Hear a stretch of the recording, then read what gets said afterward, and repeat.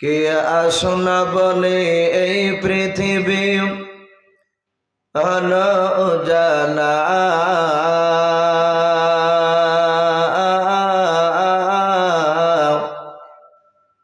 কে গাইল এসে সাম্যের গারু শূন্য কাফেলা।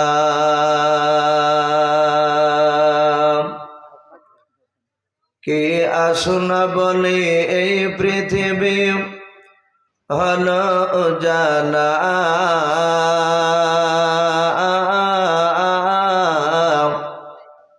কে গাইল এসে সাম্যের গানু শূন্য কাফেলা।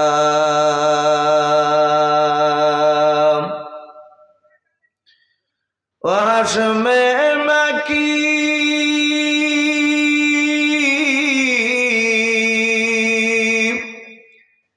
ওয়াসমে মাকি মাদানি শাহে মদিনা, নূর নবী নূর নবী নূর মদিনা, নূর নবী নূর নবী নূর মদিনা। কে আসনা বলে এই পৃথিবী হলো উজালা,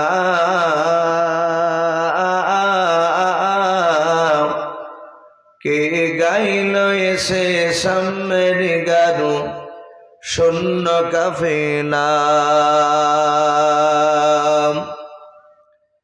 হযরতে উমর করতে কতল নবীর দারে যায়,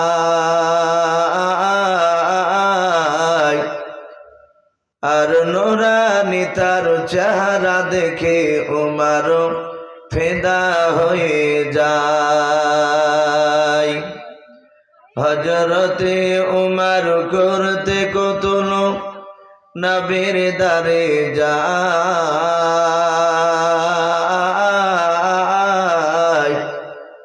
আর নুরানি তার চেহারা দেখে উমর ফিদা হয়ে যায়। যার মায়াবী চেহারা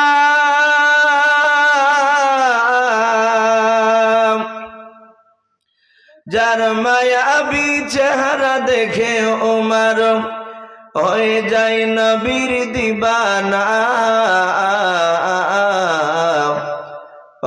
নূর নবী নূর নবী নূর মদিনা, নূর নবী নূর নবী নূর মদিনা। কে আসনা বলে এই পৃথিবী হলো উজালা,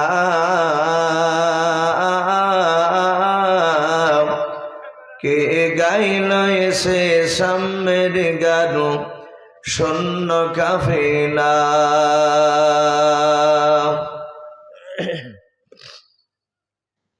শ্রদ্ধেয় জনাব, আজকের জালসা নির্বাচিত মনোনীত যোগ্যতম সভাপতি মহাশয় ও সম্মানিত আমন্ত্রিত ওলামে কেরাম ও আমার সম্মুখের শ্রদ্ধেয় বয়োজ্যেষ্ঠ বাবা জীবনেরা, আমার সমবয়স্ক সমজস্ব যুবক ভাইয়েরা, পর্দার আড়ালের মা বোনেরা ও আমার সম্মুখের কচি কচি স্নেহের বাচ্চারা, সকলকে জানাই আমার বুক ভরা ভালোবাসা সালাম। আসসালামু আলাইকুম ওয়া রাহমাতুল্লাহি ওয়া বারাকাতুহু।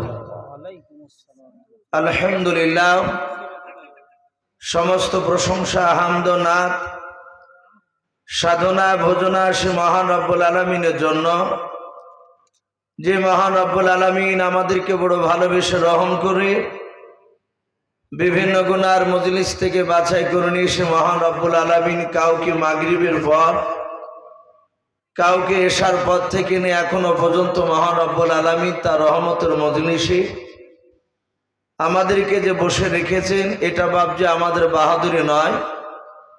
বিশ্বনবী বলেছেন, আল্লাহ রব্বুল আলামিন যাকে ভালোবাসে মহান আল্লাহ তাকে তার রহমতের মজলিসে নিয়ে এসে বসে দেয়।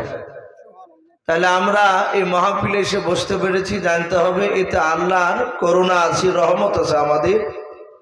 তাই রব্বুল আলামিনের দরবারে সকলেই উচ্চ আওয়াজে মহব্বতে বলুন আলহামদুলিল্লাহ।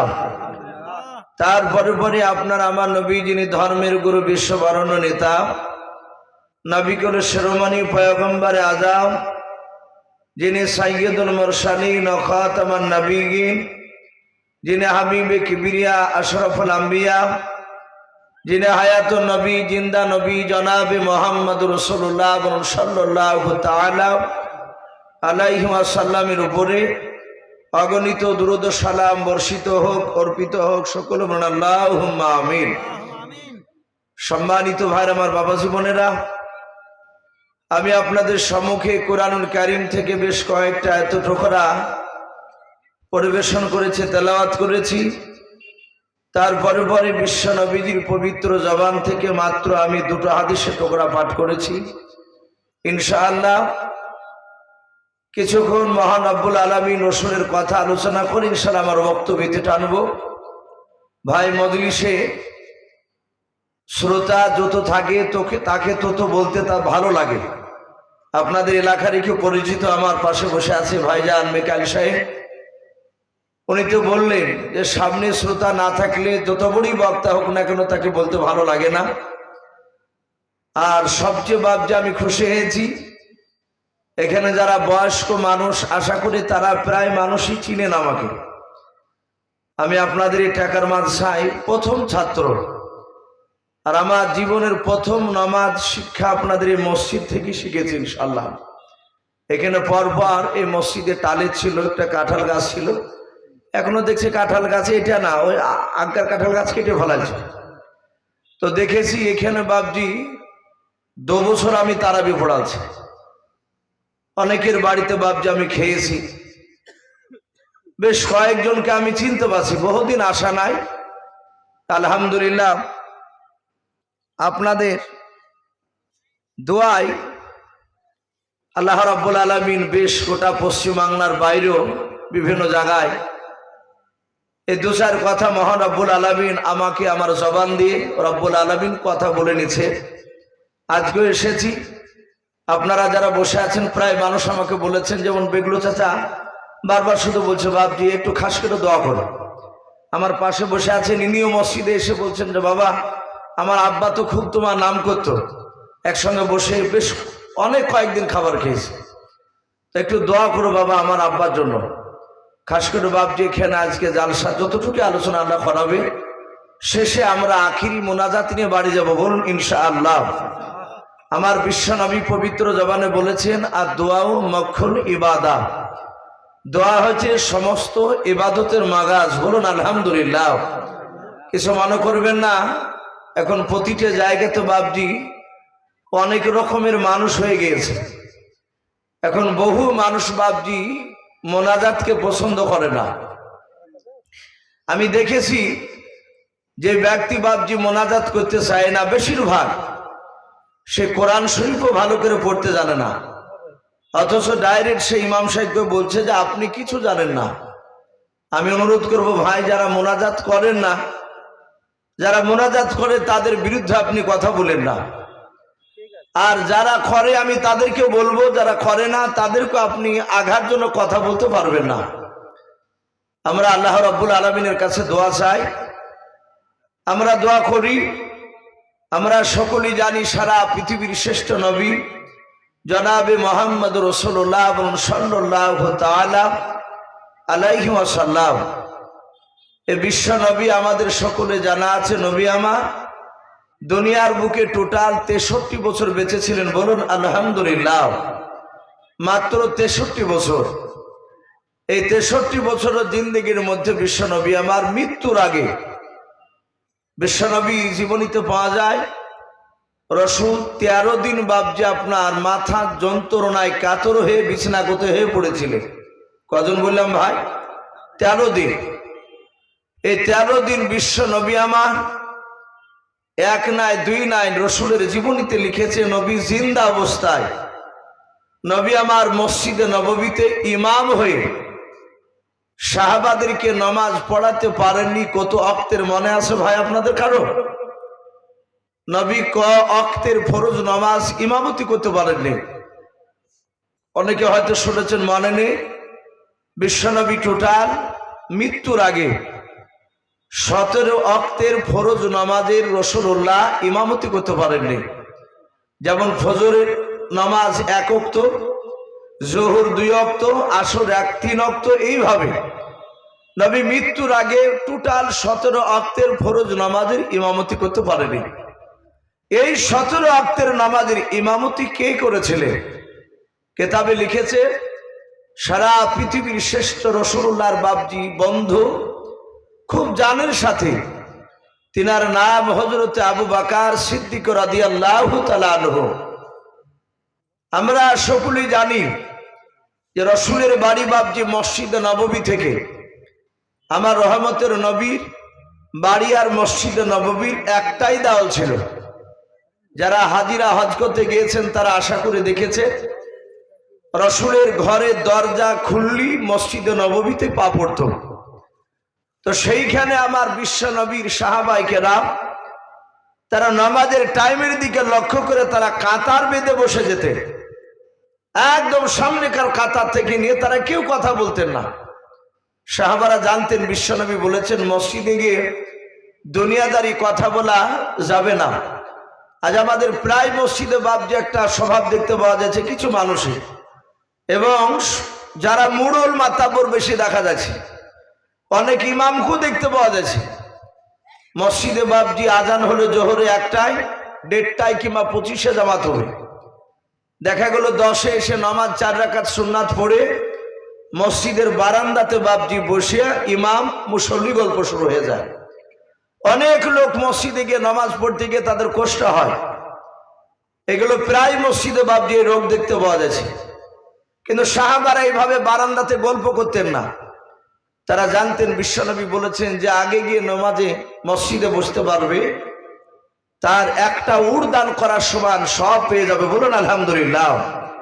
এ নেকি নেওয়ার জন্য বাপজি প্রতিটা সাহাবারা ছুটে গিয়ে বসতে। সাহাবায়ে কেরাম সকলেই বসে আছেন, রাসূলুল্লাহর বন্ধু আবু বকরও বসে আছে। সাহাবারা লক্ষ্য করছেন যে এই টাইমে নামাজ পড়ান আসরের, কিন্তু রাসূল কেন আসেন না? জামাতের যে টাইম সেটা বাপজি পার হতে চলেছে। হযরতে আবু বকর সিদ্দিক রাদিয়াল্লাহু তাআলা আনহু রাসূলুল্লাহর হুজরা খানার দিকে, দরজার দিকে তাকাচ্ছেন, দরজা কেন খুলে আসছে না? আল্লাহ রসুলের সাহাবা আবু বকর সিদ্দিক রাদিয়াল্লাহু তাআলা আনহু ওমর ফারুক রাদিয়াল্লাহু তাআলা আনহুকে ডাক দিয়ে বললেন, ওগো আমার বন্ধু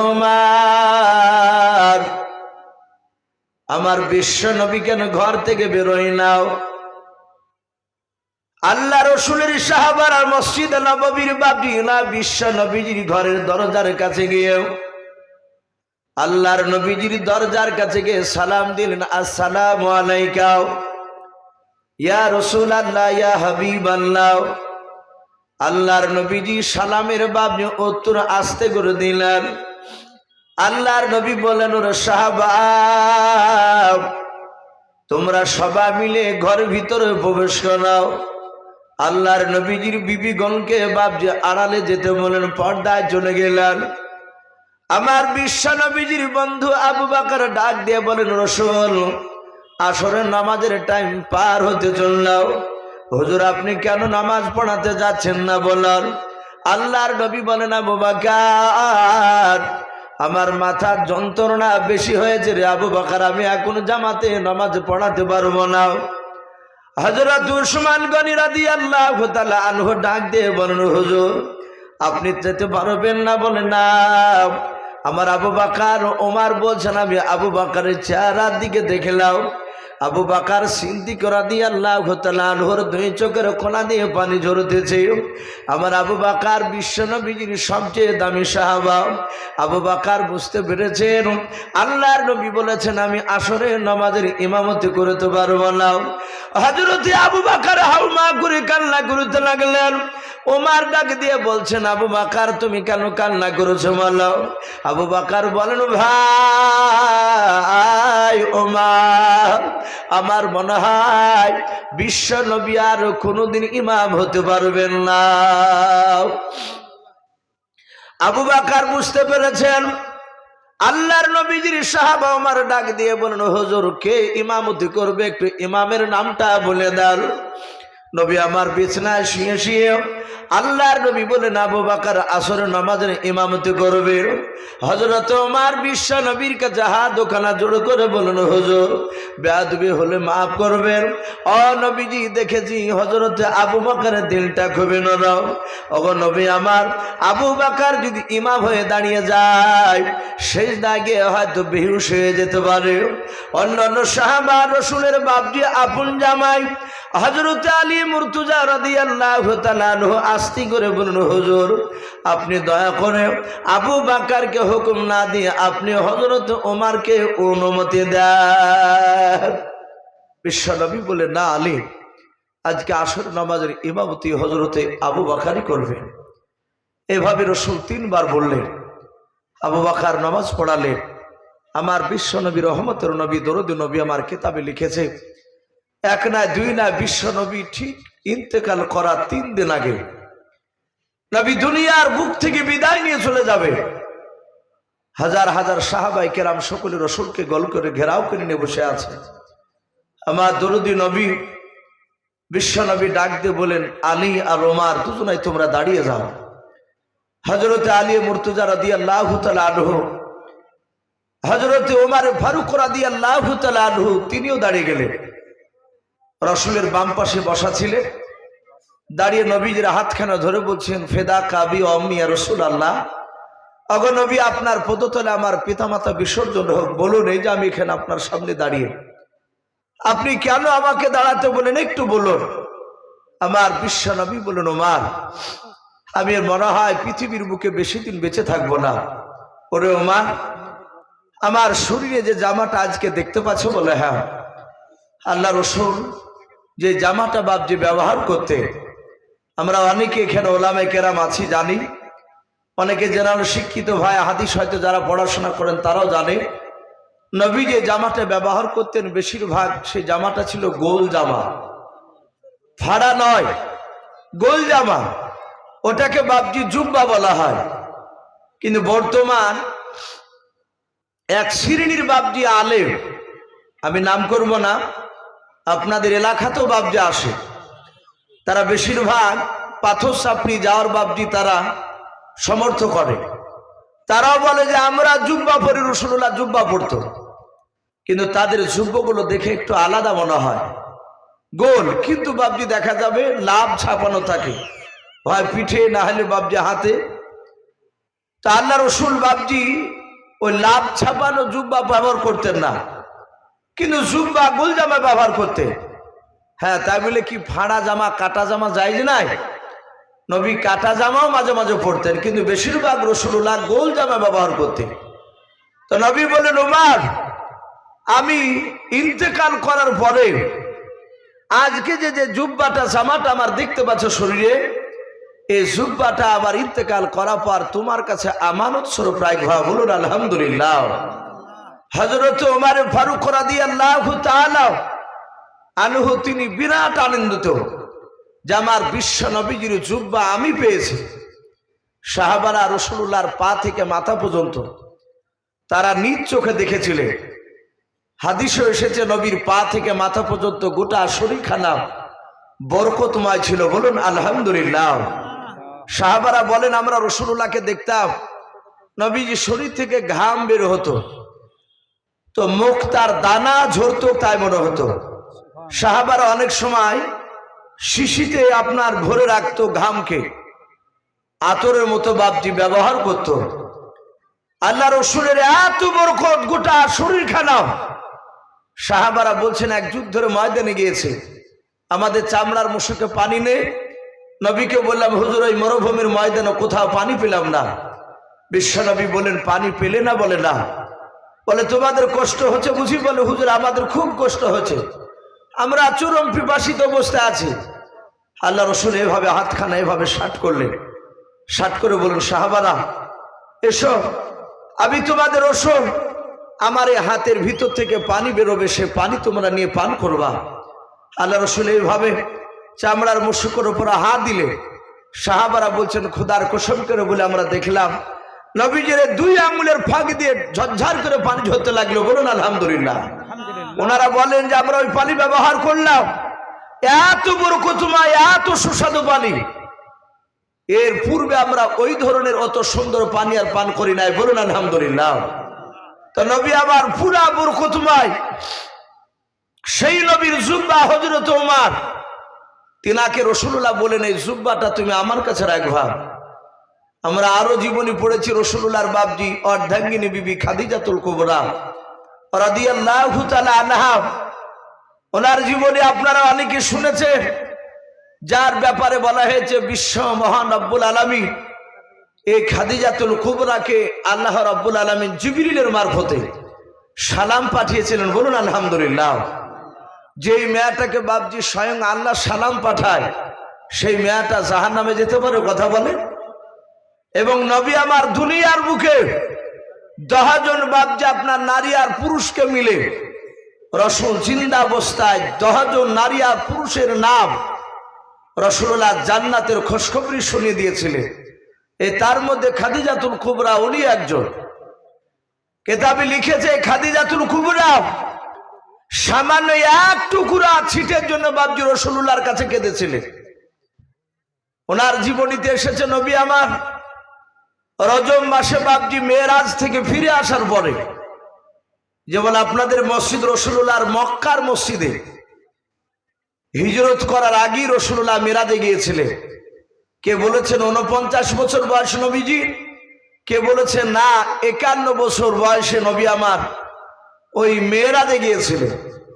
আমরা জানি 53 বছর রাসূলুল্লাহ মক্কাতে ছিলেন, আর বাকি 10 বছর আপনার বলা হয়েছে 53 থেকে নিয়ে 63 পর্যন্ত এই 10 বছর রাসূলুল্লাহ মদিনাতে ছিলেন। বলুন আলহামদুলিল্লাহ। তাহলে এখানে বাপজি ওনার বয়স অনুযায়ী বুঝতে পারা যাচ্ছে মেরাজের ঘটনা মদিনাতে নয়, মক্কাতে থাকতেই ঘটেছিল।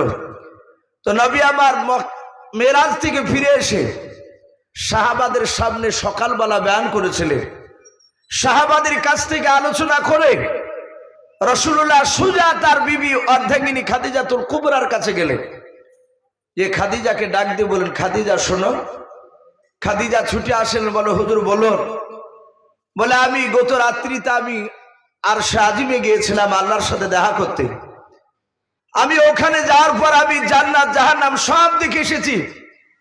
ওগো খাদিজাতুল কুবরা, আমি জাহান্নামে গিয়ে দেখলাম পুরুষের তুলনামূলক বেশি নারীরা জাহান্নামের আগুনে তাদেরকে শাস্তি দেওয়া হয়েছে, তারা অনেক আযাবে গ্রেফতার হয়ে আছে। হে আমার খাদিজা, তুমি ভেবো না যে আমার স্বামী পয়গম্বর রাসূল বলে হয়তো কবরে আমার কোনো আযাব হবে না। রাসূলুল্লাহ তার বিবি খাদিজাকে কথা বলছে, ওগো খাদিজা তুমি সাবধান হয়ে যেও, কবর খুব কঠিন ভয়ঙ্কর জায়গা। কবর যে পাশ করতে পারবে সে সব জায়গা পাশ করে যাবে, আর কবর যে পাশ করতে পারবে না সে সব জায়গায় ফেল হয়ে যাবে। আমার বিশ্বনবী শুধু এতটুকু কথা খাদিজাকে বললে, নবী আমার ওখান থেকে বলে আবার মসজিদে গিয়েছে। আর ওই সময় খাদিজাতুল কুবরা রাদিয়াল্লাহু তাআলা আনহা ঘর থেকে বাপজি বেরিয়ে উঠোনের উপর বসে, খাদিজা হঠাৎ করে বাপজি চুপচাপ বসে থেকে কিছুক্ষণ পর তিনি হাউমা করে চিৎকার করে কেঁদে উঠলেন। আল্লাহ রসুলের কলিজার টুকরা বিটি মা ফাতেমাতুজ জোহরা রাদিয়াল্লাহু তাআলা আনহা, তিনি ঘরে ছিলেন। রাসূলুল্লাহর বিবি খাদিজাতুল কুবরা কান্নার আওয়াজ ফাতেমাতুজ জোহরা শুনতে পেয়ে ঘর থেকে বাপজি সুজা বেরিয়ে এসে মার কাছে ছুটে আসে। দেখলেন মা খাদিজাতুল কুবরা রাদিয়াল্লাহু তাআলা আনহা কান্না করতে করতে বাবা একেবারে ওঠনে বাপজি মাটিতে লুটে পড়ল।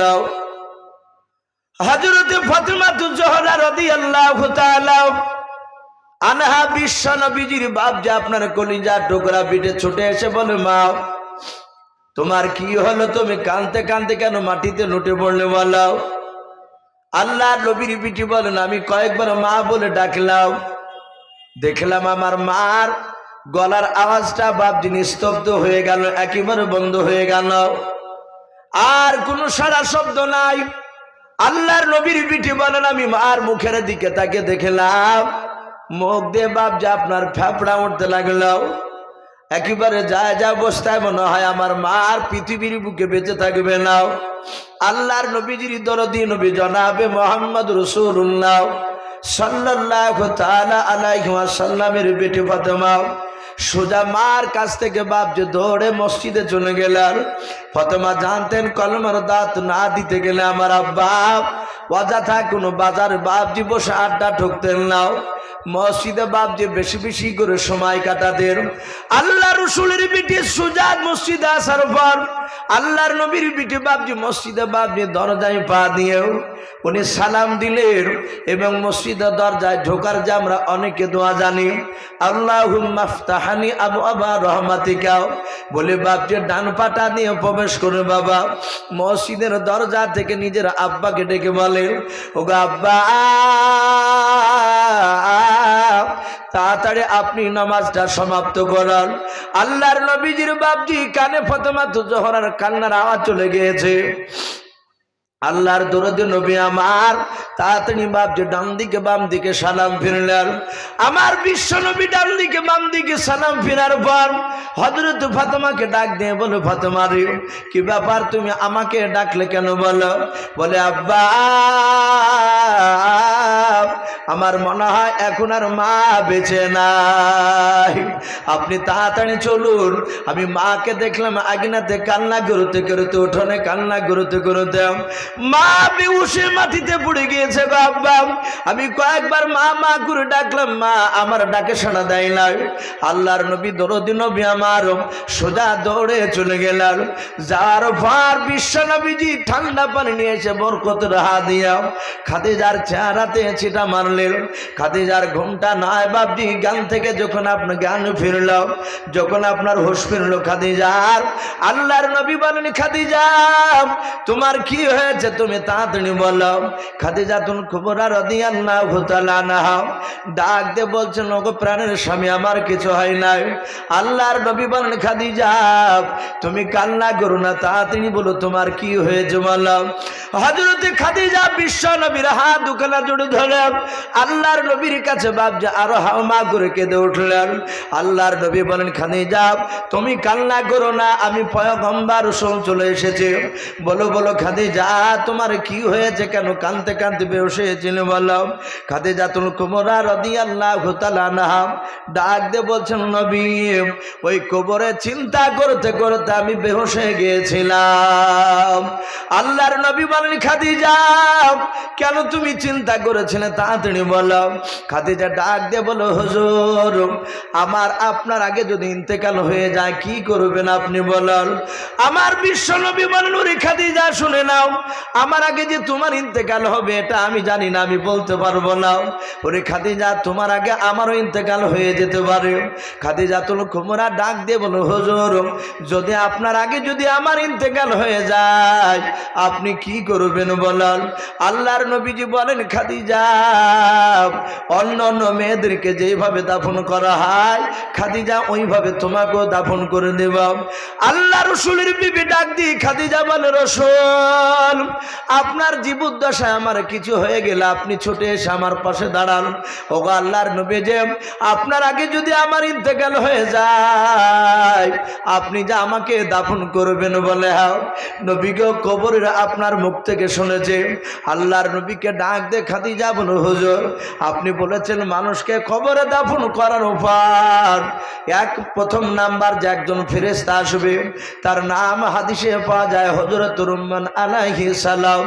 ওই ফেরেশতা মাইয়াতের কাছে এসে বলবে বান্দা যদি মেয়ে ছেলে হয় তাহলে বলবে ওগো বান্দে তাড়াতাড়ি তোমার ভালো মন্দ যা করেছে জীবনে সব তুমি লিখাও, তোমার আমল নামাখানা লিখো।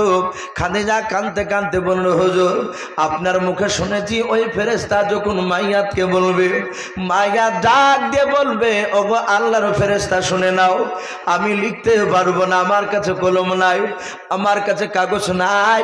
বিশ্বনবী বলেন, ওগো খাদিজা আমি বলেছি সেইগুলো তোমার মনে আছে? বলে হ্যাঁ। খাদিজা বলল, হুজুর ওই রহমান ফেরেশতা বলবে, ভাই তোমার যে হাতে 5টা আঙুল রয়েছে, বলে হ্যাঁ, এই আঙুলগুলো কলমে পরিণত হয়ে যাবে। এই বান্দা তোমার সামনেকার কবরের মাটিটাও কাগজে পরিণত হয়ে যাবে, তুমি শুধু একটু ইশারা করো, কয়েক সেকেন্ডের মধ্যে তার ভালো মতো জীবনের সব বাবজিগুলো লিখা হয়ে যাবে। রহমান ফেরেশতা ছোট্ট একটা কাঠ আকারে গলায় ঝুলে দিয়া চলে যাবে। খাদিজা ডাক দিয়ে বলে, হুজুর তারপরে শুনেছি মানুষ মাটি দিয়ে আড়াই দাও, কোন মুফাসসিরিন কেরাম লিখেছেন 40 ধাপ মাটি দিয়ে মানুষ যখন কবর থেকে বাড়ির দিকে রওনা নিয়ে নেয়, ওই সময় নবী বলেছেন 2টো ফেরেশতা আসবে। একজন ফেরেশতার নাম হযরতে মুনকার আলাইহিস সালাম, দ্বিতীয় ফেরেশতার নাম নাকির আলাইহিস সালাম। এরা দুজনে আসার পর 3টা প্রশ্ন করবে, ওগো আল্লাহর নবী আপনার বিবি খাদিজার কাছে যদি ওই 3টা প্রশ্ন করা হয়, ফেরেশতা এসে যদি প্রশ্ন করে, আপনার বিবি খাদিজা যদি উত্তর দিতে না পারে, নবী ওই ফেরেশতারা চিনতে পারবে না আমি বিশ্ব নবীর অর্ধাঙ্গিনী বিবি খাদিজা। ও নবী ওরা চিনতে না পারলে জাহান্নামের দরজা খুলে দিয়ে চলে যাবে। নবী গো জাহান্নামের আগুন আমি সহ্য করতে পারবো না, তাই কবরের দিকে চিন্তা করতে করতে আমি বেহুশ হয়ে গিয়েছিলাম। বিশ্বনবী বলেন, খাদিজা আমি দেখেছি তুমি যে আমাকে ভালোবাসো, খোদার কসমি করে বলি কোন ফেরেশতা তোমার সাথে বেয়াদবি করবে না, বলুন সুবহানাল্লাহ। খাদিজা কান্না বন্ধ করো, কিন্তু খাদিজা কান্না বন্ধ করে নাই। লাস্টে খাদিজা কয়েকটা শর্ত লাগিয়েছিল রাসূলুল্লাহকে, তার মধ্যে থেকে 1 নম্বর শর্ত বলেছিল, হুজুর আমার ইন্তেকাল করার পর আপনি গোসল দেওয়ার পর কাফন পরাবে। বলে হ্যাঁ। বলে নবী কাফন পরানোর পরে রাসূল আপনার ব্যবহার করা পাঞ্জাবির 1 টুকরা ছিট কিংবা যেই চাদরটা আপনি ব্যবহার করেন সেই চাদরের 1 টুকরা চাদর ছিট কেটে আপনি আমার কাফনের ভিতর ভরে দেবেন। ভাইরা আমার, বাবাজি বোনেরা আমার বলার উদ্দেশ্যে, হযরতে খাদিজার সামনে 1 টুকরা চেয়েছিলেন, আর আমার বিশ্ব নবীজি বাবজি ডাক দিয়ে হযরতে ওমরকে বলছেন, ওমর আমার এই গোটা শরীরের পাঞ্জাবিটা তোমার কাছে রাখবা। হযরত ওমর সাহাবাদের সামনে হাসছে যে রাসূলুল্লাহর জুব্বা আমি পেয়েছি। আমার বিশ্ব নবী আবার ডাক দিয়ে বলেন, ওমর জুব্বাটা তোমার কাছে আমি রাখতে বললাম, কিন্তু এই জুব্বাটা ওমর তুমি ব্যবহার করতে পারবা না। বলে হুজুর কি করব? বলে আমার ইন্তেকাল করার পরে মদিনার বাহির থেকে একটা আল্লাহর বান্দা আসবে, সে আমার কবর জিয়ারত করে কাঁদবে, সেই ব্যক্তির নাম হবে ওয়াইস করুনি রহমাতুল্লাহ আলাইহি। ওই ব্যক্তির খোঁজ পেলে আমার জুব্বাটা তোমার কাছে যে আমানত স্বরূপ থাকবে, এই জুব্বাটা ওয়াইস করুনিকে বলবা সে যেন ব্যবহার করে। বলুন আলহামদুলিল্লাহ। আমার বিশ্ব নবী বলেন, ওমর ওয়াইস করুনির কাছে একটু দোয়া দেবা। আমরা জানি ওয়াইস করুনি আর উমর ফারুক বাবজি এক নয়। ওয়াইস করুনি উনি একজন আল্লাহর ওলি ছিলেন, রাসূলুল্লাহকে চামড়ার চোখে বাস্তবে তিনি দেখেন নাই, কিন্তু ওনার জীবনীতে এসেছে নবীজির জীবদ্দশায় ওয়াইস করুনি বেঁচে ছিলেন।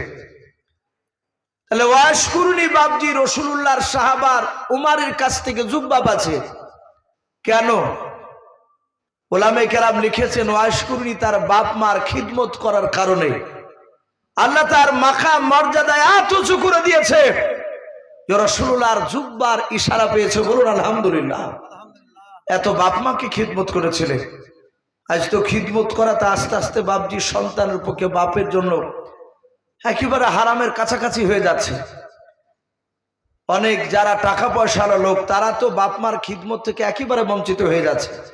কিছু মনে করবেন না, টাকা হয়ে গেলেই বলছে আর গ্রামে থাকলে ছেলে মেয়ে মানুষ করা যাবে না, বুঝলে শহরে চলে যাচ্ছে বাজারে, আর বাজারে যখন যাচ্ছে দেখবেন ছেলে মেয়ে বিবি নিয়ে যাচ্ছে, কিন্তু বাপ মাকে নিয়ে যায় না। সে বাপ মা থাকে মাঠে খাটা ছেলেটার কাছে, গরিব মানুষ। ওই ভদ্রলোক সে বেটা গিয়েছে, দেখা যাবে ঈদে ঈদে কুটুমের মতো বেড়াতে আসবে, কিন্তু বাপজি এই যে চলে যাচ্ছে, এরা ভালো কাজ করছে না, বাপ মার খিদমত থেকে বঞ্চিত হয়ে যাচ্ছে। সে যত বড়ই আল্লাহওয়ালা দেখায়, আমার মনে হয় না যে বাপজি তার বাপ তার জন্য বাপজি সুন্দর দোয়া দিবে। অনেক বাপ মা কষ্ট পায়, খেতে পায় না। আর যদিও বাপজি গ্রামে থাকছে, দেখা যাচ্ছে একটা ছেলেতে বাপজি যখনই দেখছে আরো 3টে ভাই তার, সেই ভাইদের স্ত্রীরা বলছে তুমি একাই দেখবা কেন? ওরা তো জন্ম নিয়েছে, ওদেরও দেখা দরকার আছে, জমি জায়গার ভাগ সবাই সমান নিবে, আর আমরাই কেন একাই দেখবো বেশি? রোগ হয়েছে বাপকে তাকাতাকি করে বাপজি কেউ ডাক্তারখানা নিয়ে যাচ্ছেন, এরকম অনেক দেখতে পাওয়া যাচ্ছে। হযরত বিশ্ব নবী ওমরকে বললেন সে ওয়াশ কুরনি কি দিবা? আল্লাহ রসুলের জামানায় সে তার বাপ মার খিদমত করেছিল। ভাই ওমর ওয়াশ কুরনির কাছে দোয়া চাইলে, আমরা দোয়া মানুষের কাছে চাই, চাচা মাস্টারমশাই ইমাম সাহেব দোয়া করে, সব সময় যে হাত তুলে দোয়া করতে হবে তার কোনো মানে নেই। আমরা অনেক সময় দোয়া চাইলে বলি ফি আমানিল্লাহ, বলি না আরবিতে কথাটা? এটাও যদি মানুষের না জানা থাকে এতটুকু বলি যে আল্লাহ তোকে বড় করুক, ভালো করুক, আল্লাহ তোকে হেফাজত করুক, এগুলো সব দোয়া, এগুলোকে দোয়া বলা হয়। হ্যাঁ, কিন্তু ফি আমানিল্লাহ শব্দটা বলে বেশি নাকি ভাবে, এটা আরবি ভাষা, এটা রাসূলুল্লাহর জবানের কথা। তো হযরত ওমর যে বাপজি ওয়াশ কুরনির কাছে বাপজি আসলে দোয়ার ব্যাপারে, আচ্ছা ওয়াশ কুরনি বড় না ওমর ফারুক বড়? একটু কথা বলুন তো।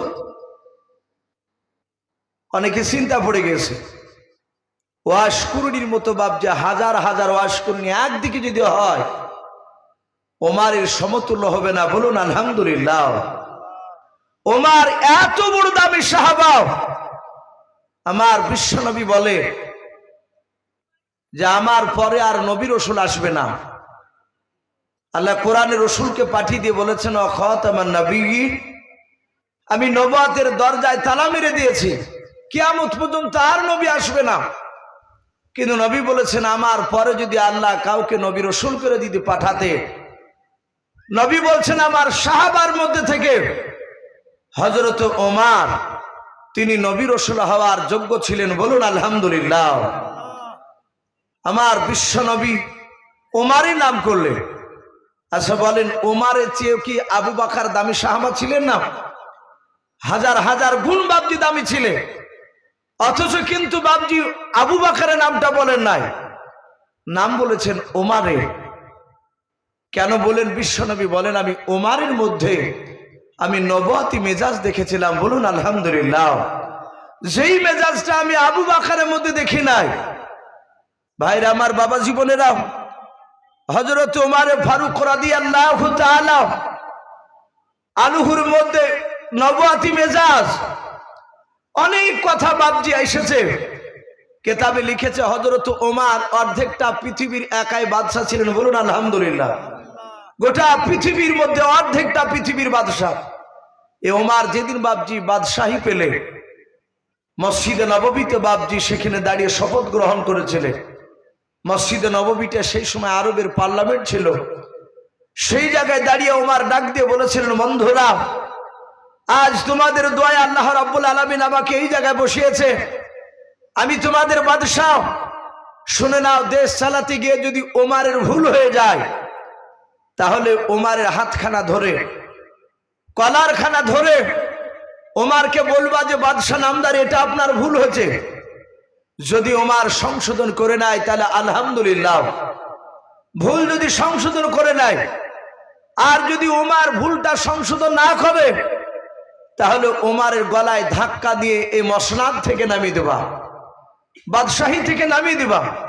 আচ্ছা, আমাদের এলাকার নেতা এরকম কথা বলা, যদি বাধা দিতে যান, প্রতিবাদ করতে গেলে হয় হিন্দু হলে শ্মশান ঘাটে, আর মুসলমান হলে কবরে যেতে হবে আপনাকে। কিন্তু হযরত ওমর তিনি বাদশাহ হওয়ার পর এই কথা বললে, কেতাবে লিখেছে 14 দিন চলছে তার রানিং বাদশাহী চালা। 14 দিন হয়েছে মাত্র বাদশাহ পাওয়া। প্রতিটা গ্রামে ওমর প্রতি রাত্রিবেলায় কোনোদিন তাহাজ্জুদ নামাজ পড়ে যেতেন, আবার কোনোদিন গ্রাম থেকে ফিরে এসে তাহাজ্জুদ পড়তে, তাহাজ্জুদ বাদ দিতেন না। হযরত ওমর দুটো একটা এভাবে গ্রাম বাবজি ঘুরে ঘুরে দেখতে। তো 14 দিনকার দিন ওমর ফারুক রাদিয়াল্লাহু তাআলা আনহু, ওনার কোনো বডিগার্ড থাকতো না, শুধু একটা 2 থেকে 2.5 হাত বাবজি একটা হাতে লাঠি থাকতো। ওমর লাঠিখানা নিয়ে বাবজি রাস্তা দিয়ে চলে যাচ্ছিল একটা গ্রাম দেখতে। মরুভূমির ময়দান পাড়ি দিছিলেন, জ্যোৎস্না রাত্রি। হযরত ওমর দূর থেকে বাবজি দেখতে পেলেন একটা ময়দানে ছোট্ট করে বাবজি একটা তাম্বু টাঙানো আছে। ওমর একটু দাঁড়িয়ে চিন্তা করলেন, আমি এর আগে গরু চড়াতে এসে আপনার দম্বা উট চড়াতে এসেছি, এই ময়দানে কিন্তু আমি এই জায়গাতে তাম্বু দেখি নাই, বাদশাহী হওয়ার পরও দেখি নাই, কিন্তু আজকে এই তাম্বু এই জায়গায়, ব্যাপারটা কি?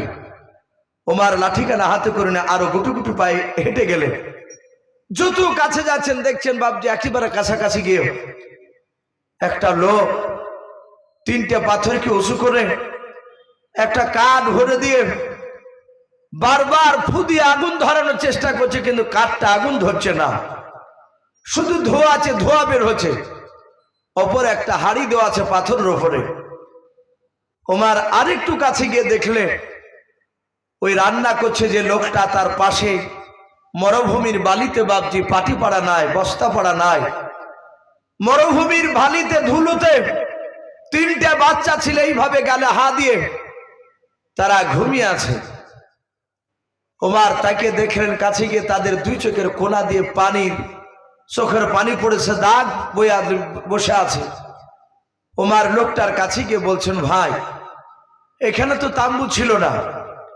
কথা বলতে বলতে হঠাৎ উমরের কানে তাম্বুর ভিতর থেকে আওয়াজ বেরিয়ে আসছে, একটা মহিলা কান্না করছে, সে থেকে থেকে চিৎকার করছে। ওমর বলল, ভাই ওই তাম্বুর ভিতরে কে? আর তুমি এখানে কি করছো? এখানে তো তাম্বু ছিল না। এই যুবক, তুমি এখানে কি করে বললো? ওমরের দিকে বাবজি লোকটা তাকে ওমরকে চিনতে পারে না। সে লোকটা ভেবেছে মনে হয় এ কোনো ডাকাত হতে পারে, আর ডাকাতের কাছে, মস্তানদের কাছে যত ভয় করবেন তত আপনাকে আরো কষ্ট দেবে।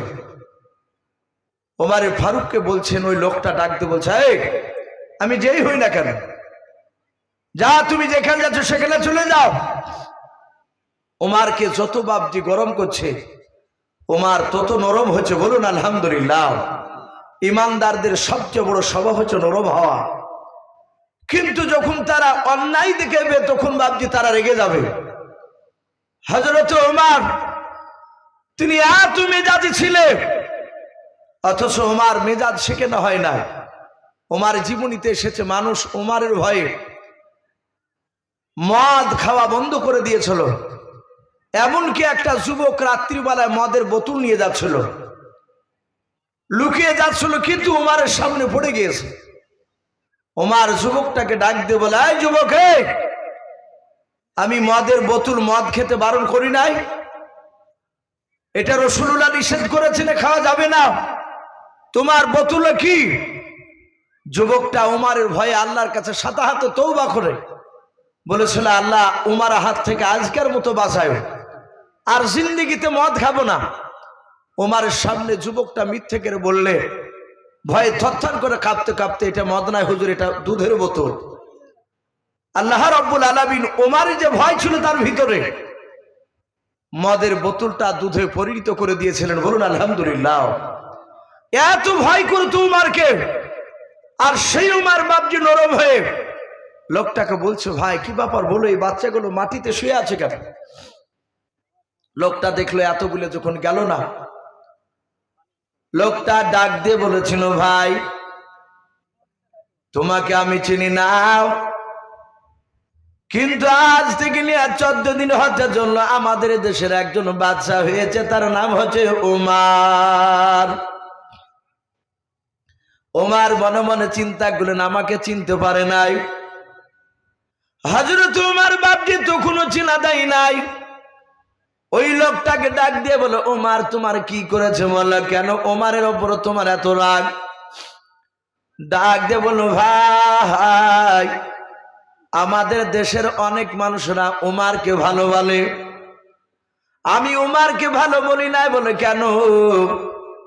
বলে আজ থেকে নিয়ে 6 দিন পর্যন্ত আমার ওই 3টা ছেলে আমরা স্বামী স্ত্রীতে পানি ছাড়া অন্য কোনো খাবার খেতে পাই নাই। বলুন সুবহানাল্লাহ।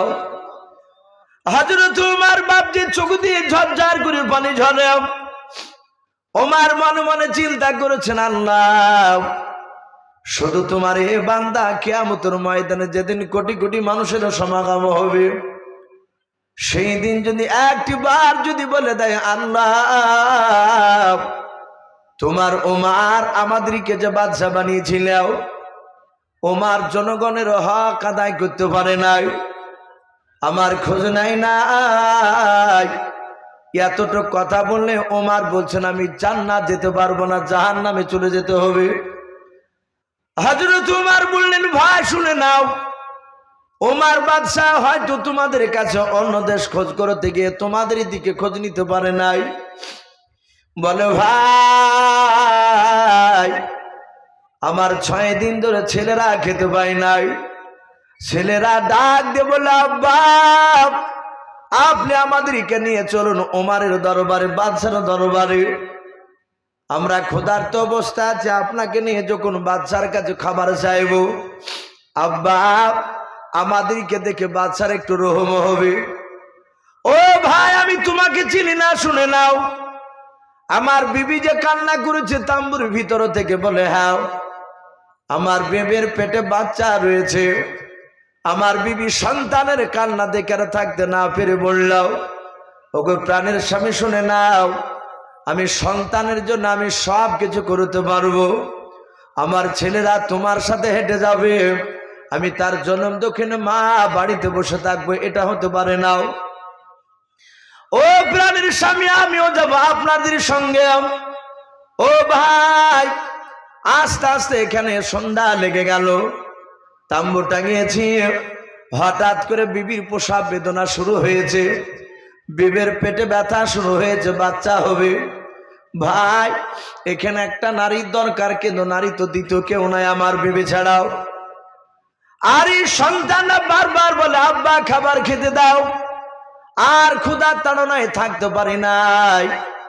ওগো আমার ভাই তাই আমি হাঁড়িতে পানি দিয়েছি আর কিছু পাথর ভরে দিয়েছি, ভেজা কাঠ ইচ্ছাকৃত নিয়ে এসেছে যেন আগুন না ধরে।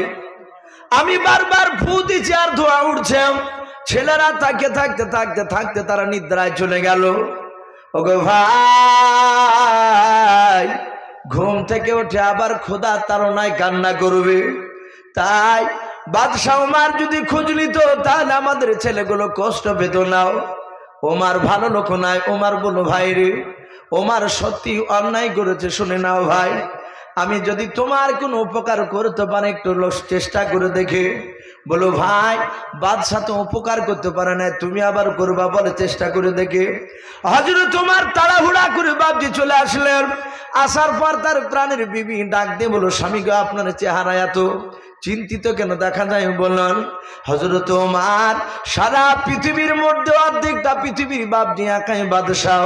উনি ডাক দিয়ে বলেন ওগো বিবি শুনে নাও, তুমি কি জান্নাত নিতে চাও? বলুন সুবহানাল্লাহ। বলে বিবি তুমি জান্নাত নিতে চাও? সাথে হাতে বললে হ্যাঁ আমি জান্নাত নিতে চাই। বলে জান্নাত যদি নিতে চাও তাহলে তাড়াতাড়ি কিছু পুরানো কাপড়, ছিঁড়া কাপড় পুটলার আকারে বেঁধে নাও। সাথে হাতে উমারের বিবি কয়েকটা কাপড় বাপজি বেঁধে নিল। বলে মরুভূমির ময়দানে তোমার একটা বোন কষ্ট পাচ্ছে প্রসব বেদনায়, তার খিদমত করতে তোমাকে যাওয়া লাগবে। সারা পৃথিবীর অর্ধেকটা পৃথিবীর বাদশার বিবি, আমাদের সামান্য বাপজি একটা মিম্বারে পদ পেয়ে গেল, কিছু মনে করবে না কিছু আছে, এরকমও শোনা গেছে। ছেলেকে ডিম দিছে বলে আমার ছেলে জোড়া ডিম না হলে খাই না। ওর বিবিকে ডাকলে তো পাত্তাই পাওয়া যাবে না। সারা পৃথিবীর অর্ধেকটা পৃথিবী রাখায় বাদশাহ উমার। আর সেই উমারের বিবি ডাক দিয়ে বলছেন, স্বামী আমি রেডি, চলুন আমি জান্নাত নিতে চাই। কোন বোনটার খিদমত করা লাগবে, আমি এক্ষুনি প্রস্তুত হয়ে আছি, আমি রেডি হয়ে গেছি, চলো। ওমর বলল, বিবি তুমি এখানে দাঁড়াও, আমি ঘর থেকে আসি বাইতুল মাল থেকে। হযরত ওমর বাইতুল মালে গিয়ে একটা বস্তাতে খুরমা, ঘি, কেউ বলেছেন জবের বাবজি আটাও, হযরত ওমর এক বস্তা ভরে নিয়েছে। বস্তাটা ভারী হয়ে গেছে, ওমর একাই উঠাতে পারছে না। ওমরের বাপ যে একটা খাদিম ছিল, কেতাবে এসেছে হাদিসে, তার নাম ছিল আসলাম রাদিয়াল্লাহু তাআলা আনহু। আসলাম শুধু ওমরেরই খিদমত করতেন, তার সাথে হাতে থাকতেন। হযরত আসলাম দেখছেন বস্তাটা হুজুর বাদশাহ আমিরুল মুমিনিন তোলার চেষ্টা করছে, পারছে না একা। ওমরের বস্তা তোলা দেখে এসে বলছেন, হুজুর আল্লাহ আমাকে আপনার খিদমত করার জন্য পাঠিয়েছে, আর আপনি আমাকে বাদ দিয়ে এই বস্তা কেন তুলছেন বলো। ওমর ডাক দিয়ে বলেছিল, আসলাম এই বস্তা তোমার মাথায় নেওয়া যাবে না রে আসলাম, এই বস্তাটা আজকে আমার মাথায় তুলে দাও, বলুন সুবহানাল্লাহ। হযরতে আসলাম উমারের চেহারা দেখে বাপজি ঝরঝর করে চোখ দিয়ে পানি ঝরায়। উনি কান্না করতেছেন, আসলাম এত বড় মেজাজে সাহাবা, এত বড় মেজাজে সাহাবা, আজ নিজের বাপজি বস্তা বাইতুল মাল থেকে বাপজি প্রজার কাছে নিয়ে যাবে। হযরতে আসলাম তিনি দেখেছেন ওমর তিনি এত কড়া বাদশা ছিলেন, নিজের সন্তানকে পর্যন্ত মারতে মারতে মেরে ফেলালছে, শুধু অন্যায় কাজ করার কারণে। আপনারা হয়তো অনেকে জানেন বাবা, উমারের কয়েকটা বেটার মধ্যে ছোট বেটাটার নাম ছিল আবু শাহামা, অনেকে আবু শামা বলে। এই আবু শাহামা বাপজি উমারের ছোট বেটাও, তিনি বাদশাহ। আর ওই সময় আবু শাহামা উমারের কলিজার টুকরা বেটাও, একটা ইহুদির সন্তানের সাথে বাপজি বন্ধুত্ব তৈরি করেছিল। আমাদের অনেক সময় বাপজি হিন্দু ছেলেদের সাথে বন্ধুত্ব হয়। ইহুদি ছেলেটা ডাক দিয়ে বলেছিল, আবু শাহামা তুমি খুরমা রাতের বেলা দুধে ভিজে রেখে কি খেয়েছো? বলে খেয়েছি। রাত্রিবেলা ভিজে রেখে সকালবেলা তারপরের দিন খেয়ে নি। বলে শুনে নাও, 4-5 দিন পর কি খেয়েছো ভিজে রেখে? বলে নাও। ওমরের বেটা বললেন, ওটা রাসূলুল্লাহ নিষেধ করেছে, খাওয়া যাবে না। ওটাকে বাপজি আরবিতে নাবিজ বলা হয়। আরবের লোকেরা বাপজি এখনো খায়, তখনও খেত নবী জামানায়। 1 গ্লাস দুধে বাপজি কয়েকটা খুরমা কেটে বাপজি বিচিগুলোকে বাপজি আটিগুলোকে বের করে নিয়ে ভিজে রাখে, সকালবেলা খায়, এতে শরীরের উপকার হয়। হযরত আবু শামা 5-6 দিন ধরে বাপজি পচে রেখেছিল। আল্লাহর নবী বলেছেন ওটা খেলে মদে পরিণত হয়ে যায়, ওটা 4-5 দিন ধরে ভিজে খেলে ওটা হারাম, খাওয়া যাবে না। হযরত আবু শামা বাপজি ওদের কথা শুনলাম, ওই খুরমা বাপজি ভিজা 4-5 দিনকার বাপজি খেয়ে নিয়েছে। খেয়ে নেওয়ার পর জোহরের সময় নামাজ পড়তে যাবেন, ওমর নামাজ পড়ার জন্য ডাকতে লাগলেন ছেলেদেরকে। অন্যান্য ছেলেরা চলে গেল। হযরত ওমর যখন যাচ্ছিলেন, ওমরের ছোট বেটা আবু শামা উনিও যাচ্ছিলেন জোহরের নামাজ পড়তে। ওমর বাপজি শামার সাথে যেতে যেতে যেতে যেতে যেতে হঠাৎ করে বাপজি দেখলেন তার ওমরের নাকে বাপজি মদের গন্ধ আসলো।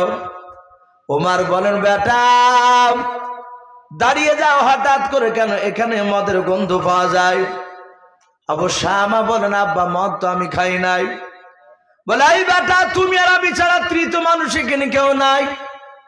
একটু কাছে এসে বলো, ওমর হাতখানা ধরে টেনে নিয়ে বললো, বেটা তুমি একটু হা করো।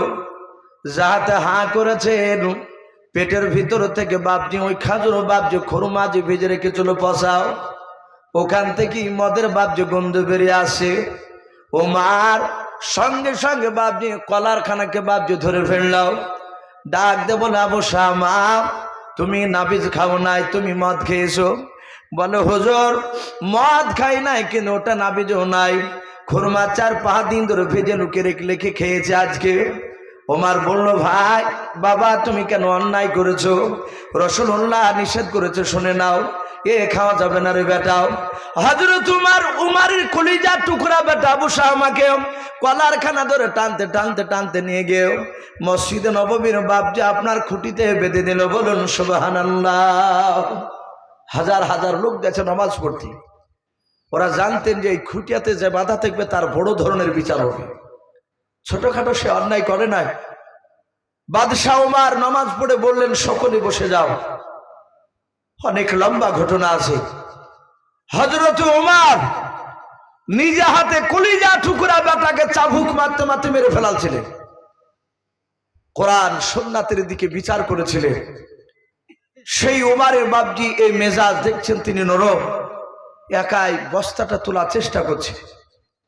আসলাম বলছেন হুজুর আমাকে দেন, আপনাকে দিলে এটা বেয়াদবি হবে আমার। ওমর বলছেন আসলাম তুমি কি যা চাও যে তোমার বাদশা জান্নাতে না যায়? আসলাম বলছেন হুজুর আমি এটা অবশ্যই চাই যে আপনি জান্নাতে যান। আপনি জান্নাতে না যান এটা কেন আমি চাইবো? আপনি জান্নাতে চান ওটাই চাইবো আমি।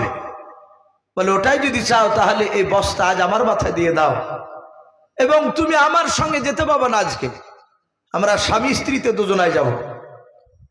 হযরত ওমর বস্তা মাথায় করে নিয়ে ছুটতে শুরু করলে। যারা পেপার পত্রিকা পড়েন দেখবে আমরা উমারেদের এই সব জীবনী বাব হাদিসে পড়েছি। আফগানিস্তানের যিনি বাদশাহ বর্তমান, ওমরের সুন্নাতকে জিন্দা করছে, বলুন আলহামদুলিল্লাহ। একেবারে গরিবদের বাড়ি থেকে ওই আফগানিস্তানে যিনি প্রেসিডেন্ট বাদশাহ, উনি মাল গাড়িতে নিয়ে গিয়ে নিজে মাথায় করে নিয়ে তার বাড়িতে পৌঁছে দিচ্ছে, বলুন আলহামদুলিল্লাহ। তার প্রজারা ডাক দিয়ে বলছে যে হুজুর আপনি আমাদেরকে দেন। বলে না, এটা ওমর করেছিলেন, এগুলো রাসূলুল্লাহ করতেন, বলুন আলহামদুলিল্লাহ। আমি ওদের সুন্নাত জিন্দা করছি। মেদিনীপুরে বাকিবুল্লাহ সাহেব দামাত বারকাতুহুম আলিয়া, আজিজুল হক কাশ্মীর সাহেবের ছেলে, বিখ্যাত বড় আলেম গোটা পশ্চিমবাংলার মধ্যে, উনি আমার উস্তাদ। উনি পোস্ট করেছিলেন আমরা সাহাবাকে দেখে নাই, কিন্তু সাহাবার আমল আমরা ওই আফগানিস্তানের বাদশার দেখলাম। হযরত ওমর ছুটে গিয়ে হাড়ির পানিটাকে ফেলে দিয়ে নতুন করে পানি দিয়ে সেখানে বাপজি খেজুর ঘি আটা দিয়ে ওমর ফুদিছেন, আর ওমরের মুখের দাড়ির পাশ দিয়ে বাপজি ধোয়া বের হচ্ছে। আগুন ধরে গেল। লোকটা বলছেন ভাই ওমরকে বাদশা না করে তোমার বাদশা হওয়া দরকার ছিল, কেন ওমরকে করেছিল? ওমর কিছু বলে নাই। খাবার রান্না হয়ে গেল, বাচ্চা 3টে ছেলেকে ডাকলেন ওমর, নিজে হাতে ওমর খাওয়ালে। খাওয়ানোর পর বলছেন ওগো ভাই কিছু যদি মনে না করো, তোমার ছেলে 3টে কিনে আমি এখানে একটু খেলাধুলা করব। ওমর চিন্তা করে যেই ছেলে গেল খাবারের জন্য কেঁদেছে, এই কান্নার এই চোখ দিয়ে পানি পড়া বন্ধ করে দিয়ে আমি ওই মুখ দিয়ে হাসিবে দেখতে চাই, বলুন আলহামদুলিল্লাহ। নালে কিয়ামতের ময়দানে পাকড়া হতে হবে। হযরত ওমর 3টে ছেলে নিয়ে বাপজি খেলা করছে, ছোঁয়াছুঁই খেলছে। লোকটা বলছেন আমি তাকে দেখে দেখলাম কোন কোন আমার সন্তান ওই উমারের পেছন দিকের পাঞ্জাবি ধরে টানছে, কোন সময় হাতখানা ধরতে গিয়ে দাড়িখানা ধরে ফেলছে। ওমর মুচকে মুচকে হাসছে, 3টে বাচ্চা ছিল হাসছে। খেলা করতে করতে হঠাৎ করে তাম্বুর ভিতর থেকে বাদশাহ ওমর তার স্ত্রী বাপজে ডাকছে, ওগো আমিরুল মুমিনিন বাদশাহ, ও বাদশাহ নামদার। যাহাতে বাদশাহ বলে ডেকেছে। আর ওই লোকটা প্রথম যে বাপজি তাম্বু টেঙ্গেছিল, ও ডান দিকে বাম দিকে সামনে চারিদিকে তাকাচ্ছে, এখানে তো উমার বাদশাহ নেই, এখানে তো ওই লোকটা আছে আর আমি আছি, কিন্তু ভিতর থেকে কাকে বাদশাহ বলে ডাকে? আবার 3বার ডাক দিয়েছে, গো আমিরুল মুমিনিন বাদশাহ, আপনার বন্ধুকে জানিয়ে দেন আপনার বন্ধুর বিবির বেটা সন্তান হয়েছে, বলুন আলহামদুলিল্লাহ। হযরত ওমর মুচকে মুচকে হাসছেন আর বলছেন, বন্ধু আমার বিবি তাম্বুর ভিতর থেকে ডেকেছে আমাকে, তোমার বিবির বেটা সন্তান হয়েছে। লোকটা অবাক, প্রসঙ্গগুলো খাড়া হয়ে গিয়েছে। ওই লোকটা উমারের চেহারার দিকে চেয়ে বলছেন, হুজুর আপনি সেই উমার? উমার বলছেন, ভাই আমি সেই উমার। শতাহত বাপজি উমারের পা দুখানা জোরে ধরে বলছে, হুজুর সত্যি আপনি বাদশাহী যোগ্য, বলুন আলহামদুলিল্লাহ। উমার কাঁদতে কাঁদতে বলেছিল, ভাই আমি অন্য দেশের প্রজাদের দিকে লক্ষ্য করতে গিয়ে তোমার কাছে আমি আসতে পারছিলাম না। আমি আজ বাড়ি থেকে তোমার দেশ খোঁজার জন্য আমি এসেছিলাম বেরি। ভাই তুমি আমাকে ক্ষমা করে দাও। বলছেন, হুজুর আপনাকে ক্ষমা না দিয়ে থাকতে পারি? আপনি এত বড় বাদশা হয়ে আপনি সাধারণ লোকের মতন বেশ ধরে আপনার বিবিকে নিয়ে এসে আমার স্ত্রীর খিদমত করালে, আমি ক্ষমা করে দিয়েছি। শতাহতে বাপজি সেখানে ওই রাত্রিবেলাতে হযরত ওসমান গনি আর আলী রাদিয়াল্লাহু তাআলা আনহু আজমাইন এরা দুজনা চলে গেছে। এরা দুজনা বলছেন, হুজুর ওমর বাদশা কি ব্যাপারে গেলে কেন? ওমর বলছেন, ভালোই হলো, তোমরা যখন এসেছো এই কাগজ একটু সহি করে দাও। আর ওই লোকটাকে বললো, তুমিও সহি করে দাও। কিয়ামতের ময়দানে যদি আল্লাহ প্রশ্ন করে, তাহলে আমি বলবো ওই মানুষটা মাফ করেছে, তার সাক্ষী আছে দুজন।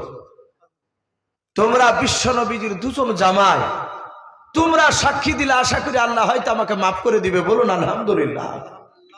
কত ভয় ছিল তাদের। আল্লাহ রসুল বলছেন, আমি এই উমারের মধ্যে নবুয়তি মেজাজ দেখেছিলাম, যা অন্য কার মধ্যে দেখি নাই। ভাই আমরা যাব না, আর একটা কথা বলি ইনশাআল্লাহ, আমি শেষের দিকে যাব। হযরত ওমর তিনি কত বড় দামি সাহাবা ছিলেন। কিতাবে লিখেছে ওমর আধ্যাত্মিক জগতের সম্রাট ছিল, বলুন আলহামদুলিল্লাহ। ইলমে তাসাউফের সম্রাট। তিনি কত বড় দামি ছিলেন, কেন নবী উমারের নাম করেছিলেন? এসেছে আমার বিশ্বনবী ইন্তেকাল করার পরে প্রথম বাদশা হয়েছিলেন আবু বকর। আবু বকর সিদ্দিক রাদিয়াল্লাহু তাআলা আনহু ইন্তেকাল করার পরে দ্বিতীয় বাদশা হলেন ওমর। আচ্ছা বলেন, ওমর যখন বাদশা ছিলেন তখন আমার মনে হচ্ছে না, আমরা বুঝতে পারলাম রাসূলুল্লাহ বেঁচে না, বেঁচে ছিল। নবী মদিনাতে শুয়ে আছেন জিন্দা কবরে, এটা আমাদের আকীদা।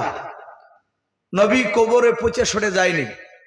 এক শ্রেণীর বেদাতি আলেমরা তারা এলাকায় উঠে আমাদের বিরুদ্ধে বদনাম করে। ওলামে দেওবন্দরা নাকি বলে যে নবী মাটির সঙ্গে মিশে গেছে, বলুন আস্তাগফিরুল্লাহ। এটা আমাদের আকীদা নয়, ওগুলো মিথ্যা কথা বলে ওরা। আমাদের আকীদা প্রতিটা নবী রাসূল তারা কবরে জিন্দা আছে, বলুন আলহামদুলিল্লাহ, এবং কবরে তারা খাবার খায়। এখানে জানি না কতজন হাজী সাহেব রয়েছে। বেগলু চাচা বলছিলেন যে বাবা আমি উমরা করে এসেছি, আমি আর তোমার চাচিমাকে নিয়ে। এই বিশ্বনবীর কবরে এখনো ভাবছে মানুষ যদি সেই রকম আল্লাহওয়ালা হয়, নবীর কবরে গিয়ে সালাম যারা দেয়, আমার বিশ্বনবী কবর থেকে সালামের উত্তর দেয়, বলুন আলহামদুলিল্লাহ। এবং যারা প্রকৃত আল্লাহওয়ালা হয় তারা নিজ কানে রাসূলুল্লাহর আওয়াজ শুনতে পায়। নদিয়া জেলার একজন বক্তা ছিলেন হাত কাটা ইমামউদ্দিন রহমাতুল্লাহ আলাইহি, তার বাম দিকের হাতটা গোটা কাটা। উনি কয়েকবার বিশ্বনবীর কবর জিয়ারত করে এসেছে। উনি বলছিলেন, খোদার কসমিকেরা বলি, আমি নবীর কবরে সালাম দিয়েছি, দেওয়ার পর নবী উত্তর দিয়েছে আমি নিজ কানে শুনেছি, এবং রাসূলুল্লাহর সাথে কয়েকটা কথা বলেছে। কথা জোর গলায় সুরুলিয়া মাত্রায় বলছিলেন। তিনি এত বুজুর্গ ছিলেন। আমার বিশ্বনবী বাপজি ইন্তেকাল করেছেন ওমর বাদশাহ। হযরত আলী মুর্তজা তিনি বলে ওমরের ব্যাপার যে ওমর কত বড় দামি সাহাবা ছিলেন। আমার বিশ্বনবীজির সাহাবা আলী বলে, আমি রাত্রিবেলা শুয়েছিলাম, স্বপ্নের মাধ্যমে আমি স্বপ্ন দেখছিলাম, ঘুমের ঘরে স্বপ্ন দেখলাম। আমরা অনেকে স্বপ্ন দেখি ভাই। হযরতে বিশ্বনবীর সাহাবা জামাই আলী বলে, আমি রাত্রিবেলায় ঘুমের ঘরে স্বপ্ন দেখলাম মসজিদে নববীতে ফজরের নামাজ বিশ্বনবী ইমামতি করছে, নামাজ পড়াচ্ছেন। আলী বলছেন এটা স্বপ্ন দেখছি আমি। হযরতে আলী বলেন, আমি নবীর পেছনে নামাজ পড়ছিলাম একটা দায়িত্ব নিয়ে। আলী বলেন, আমার তো কোনো ঘুমটা ভাঙে নাই। আল্লাহ রাসূল মসজিদে নববীতে লম্বা কিরাত করলেন। 2 রাকাত নামাজ পড়ে বিশ্বনবীজি সালাম ফিরেন। ওমর বলেন, আমিও সালাম ফিরে নাও। আলী বলেন, আমিও সালাম ফিরে নাও। তখনও ঘুম ভাঙে নাই। সালাম ফেরার পর তাসবিহ করেছিলাম সুবহানাল্লাহি বিহামদিহি সুবহানাল্লাহিল আযীম। অনেক রকমের বাদ্য তাসবিহ পাওয়া যায়, তাসবিহ অনেক রকমের আছে, যার যেটা ভালো হয় পড়বেন, অসুবিধা নাই। হযরত আলী বলেন আমি তাসবিহ পড়ছিলাম, হঠাৎ করে মসজিদে নববীর দরজার দিকে আমি ভিতর থেকে তাকালাম। দরজার দিকে তাকালাম, দেখলাম একটা মহিলা খাজুর একটা ব্যাগ ভর্তি করে খাজুর ভর্তি করেছে ব্যাগটায়। ওই ব্যাগটা হাতে করে নিয়ে আমার বিশ্ব নবীজিকে ডাকতেছে মসজিদে নববীর দরজা থেকে। বলুন সুবহানাল্লাহ। মেয়েটা ডাক দিয়ে বলে ইয়া রাসূলুল্লাহ ইয়া হাবিবাল্লাহ, আমার নতুন বাগানের খেজুর আমি আপনাকে সদকা করেছি না, জাকাতের মাল দিয়েছি নাও। আল্লাহর নবী বলেন নবীদের জন্য জাকাতের টাকা খাওয়া হারাম, সদকার টাকা খাওয়া হারাম, ফিতরার টাকা খাওয়া হারাম। আল্লাহ রাসূলের জন্য বাপজি শুধু হাদিয়া, শুধু বাপজি যদি বলা হয় হাদিয়া বাপজি খাওয়া যায় আছে। আমাদের দেখবেন বাবা অনেক সময় জুম্মার দিনে দেখা যায় নতুন গাছের বাপজি একটা ডাব নিয়ে আসে, কেউ সূর্য কুমড়া ভাতে কুমড়ে নিয়ে আসে, কাউকে দেখা যায় 500 মতন বাপজি করলা নিয়ে এসে মসজিদে বলে ডাক হবে মসজিদে। বলে ভাই এত অল্প কেন? বলে নতুন গাছের। ওই মহিলাটা ডাক দিয়ে বলেন ইয়া রাসূলুল্লাহ ইয়া হাবিবাল্লাহ, আমার নতুন বাগানের খেজুর আপনাকে আমি হাদিয়া করলাম। ওগো নবী খেজুরগুলো নেন আর আপনার সাথী ভাইদেরকে আপনিও খান, আপনার সাথী ভাইদেরকে ভাগ করে দেন। আলী বলছেন আমি তাকে দেখলাম। আমার বিশ্বনবী শোনার পর একজন সাহাবাকে বললেন ওই মেয়েটার কাছ থেকে ব্যাগটা নিয়ে এসো। হযরত আলী বলেন আমার তো কোনো ঘুম ভাঙে নাই, আমি স্বপ্নে দেখলাম আল্লাহ রাসূলের কাছে বাপ যে ব্যাগটা যখন ধরে দেওয়া হলো, নবী আমার ব্যাগটা নেওয়ার পর হযরত আবু বকরকে ডাকলেন। সব সাহাবারা ভরা ছিলেন মসজিদে নববীতে। আবু বকরকে ডাকলেন। নবী বলেন আবু বকর তোমার আব্বার নাম কি? তাড়াতাড়ি বলাও, আর হাত পাতো আমি খেজুর দেব তোমাকে। আবু বকর বলেন আমি চরম লজ্জিত হলাম, কারণ বিশ্বনবীর জানের বন্ধু আবু বকর। আবু বকরের আব্বার নাম কি নবী জানেন না? জানেন না? অবশ্যই জানে, কিন্তু স্বপ্নে জিজ্ঞাসা করছেন। আলী বলছেন আমি দেখলাম। হে আবু বকর তোমার আব্বার নাম কি? আবু বকর বলেন আমার আব্বার নাম আবু কুহাফা। আল্লাহ রাসূল বলেন আবু বকর তুমি হাত পাতো। আলী বলেন আমি নিজ চোখে দেখলাম নবী আমার 4টে খেজুর তুলে আবু বকর হাতে দিয়ে দিলেন। আবু বকর বসে বললেন। নবী বলেন ওমর তুমি দাঁড়িয়ে যাও। ওমর দাঁড়িয়ে গেলেন। আল্লাহর নবী বলেন ওমর তোমার আব্বার নাম কে? বলো। ওমর হাসতেছেন। ওমর আস্তে করে বলছেন নবী আমার আব্বার নাম খাত্তাব। আল্লাহর নবী 5টা খেজুর বের করে ওমরকে দিয়ে দিলেন। হযরত আলী বলেন যত সাহাবা মসজিদের ভিতরে ছিল, যারা ফজরের নামাজ পড়েছিল তাদের সবাইকে নবী আমার 4টা 5টা 8টা 9টা 10টা 11টা 12টা পর্যন্ত খেজুর দিল। সবাই খেজুর নিয়ে বসে আছে। আলী বলেন এবার আমার পালা। তো কোনো ঘুম ভাঙে নাই, আমি ঘুমি ঘুমে দৃশ্যখানা দেখছিলাম। হযরত বিশ্বনবী বলেন আলী হাত পাতো। আলী বলেন আমি হাত পাতলাম। আলী মনে মনে চিন্তা করেন আমার বিশ্বনবীর কলিজার টুকরা বিটি আমার অর্ধাঙ্গিনী বেবে, আমার হাসান হোসাইন 4 দিন 5 দিন পর্যন্ত খাবার খেতে পাই না, এটা রাসূলুল্লাহ ভালো জানে। আমি ব্যাগের দিকে দেখলাম এখনো অনেকগুলো খেজুর ছিল ব্যাগে ভরা। আল্লাহর নবী যে হয়তো আমাকে হয়তো 20টা মতো খেজুর দিবে। আলী বলেন আমি যখন হাত পাতলাম আলীকে রাসূল বললেন আলী তোমার আব্বার নাম কি বলো? আলী বলেন আমি সবারই সাহাবার নাই আমিও নাম বললাম আলী ইবনে আবি তালিব। আমি আবু তালিবের বেটা হযরত আলী। হযরত বিশ্ব নবী আমার ব্যাগ থেকে বাপজি হাত ভরে মাত্র একটা খেজুর আলীর হাতে দিয়ে দিলেন। বলুন সুবহানাল্লাহ। আলী চিন্তা করছে সবাইকে 8টা 10টা 12টা, আর আমাকে রাসূলুল্লাহ একটা দিলে, এই খেজুরটা আমি খেলে তো সন্তান পাবে না। যদি বাড়িতে নিয়ে যায় তাহলে একটা খেলে তো বুঝবে না, অধাদি করে দিলে তারা দুই ভাই খাবে, পেটও ভরবে না। নবীজির ব্যাগে এত খেজুর থাকার সত্ত্বে কেন আমাকে একটা দিবে? হযরত আলী নিয়ে চিন্তা করছে। আমার বিশ্ব নবী বলেন, আলী শুনে নাও, খেজুরটা নিয়ে আর তুমি দাঁড়িয়ে থেকো না, তুমি মুখে ভরে খাও। আলী বলে, এবার বেকায়দায় পড়ে গেলাম, বিশ্ব নবীর কথা যদি না শুনে তাহলে জান্নাত পাওয়া যাবে না। আলী বলেন, নবী হুকুম করলেন, আলী তুমি খেজুরটা খেয়ে নাও। আলী বলেন, ঘুমের ঘরে আমি স্বপ্নের মাধ্যমে খেজুরটা মুখে ভরে দিলাম, চিবাতে লাগলাম।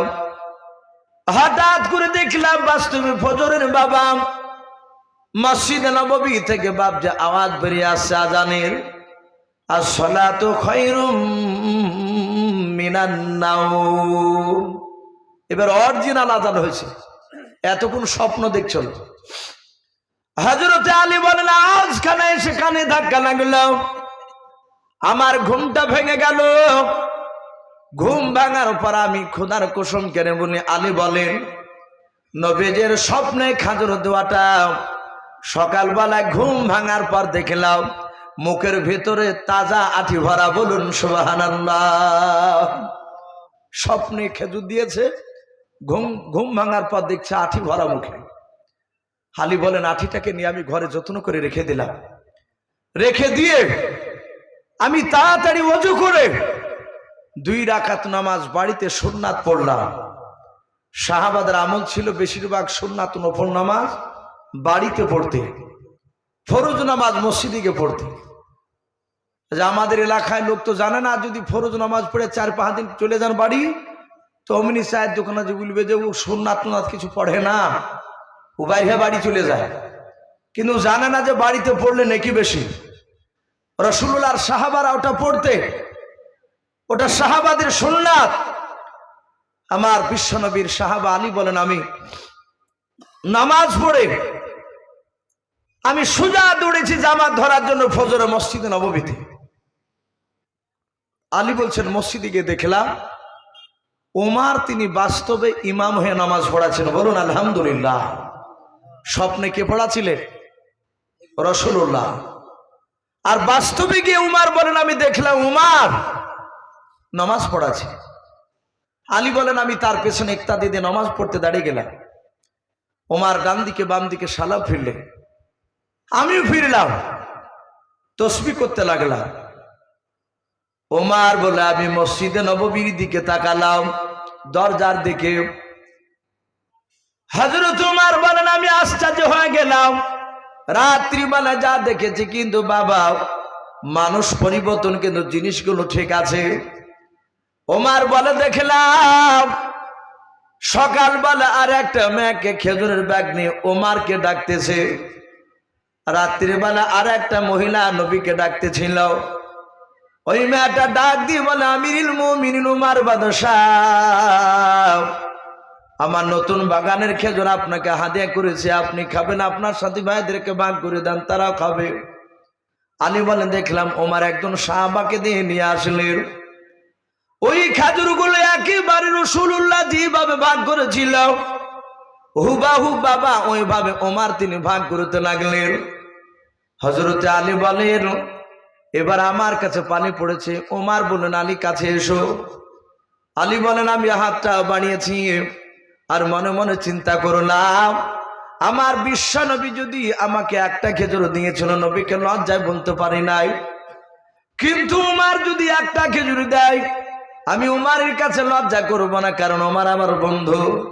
উমরের সাথে অনেক বেঈমানের সাথে লড়াই করেছি, আমি উমরকে চাইতে লজ্জা করব না।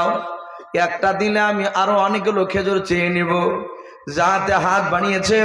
আলী বলেন, দেখলাম ব্যাগে অনেকগুলো খেজুর ভরা ছিল।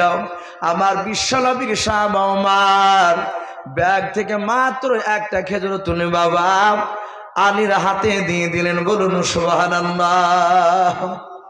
আলী বলছেন, ওগো ভাই আমিরুল মুমিনিন বাদশাহ, আপনি একটা খেজুর দিলেন কেন? ওদেরকে 3টা 4টা 5টা করে দিলে, আমাকে আর কিছু দেন। হযরত ওমর মুচকে মুচকে হাসছেন আর বলছেন, আলী রাত্রিবেলা রাসূলুল্লাহ তোমাকে কটা খেজুর দিয়েছিল? বলুন সুবহানাল্লাহ। হযরত আলী চমকে উঠলে বলো, হুজুর রাত্রির খেজুর দেওয়ার কথা আপনাকে কে বলল?